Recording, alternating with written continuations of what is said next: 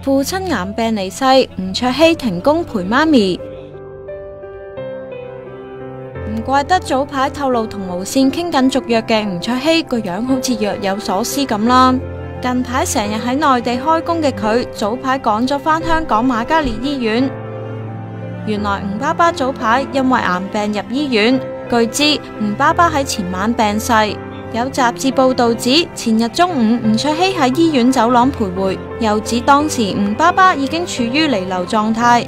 有媒體向吳卓羲求證，佢就話有陪喺爸爸身邊送佢最後一程，又話同爸爸一向感情好好，咩事都會傾，仲透露嚟緊幾個月會暫停手上嘅工作，留喺香港陪媽媽。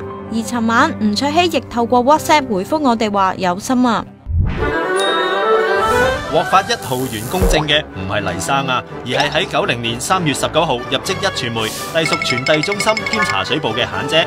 嫻姐服務咗我哋22年，喺2012年榮休。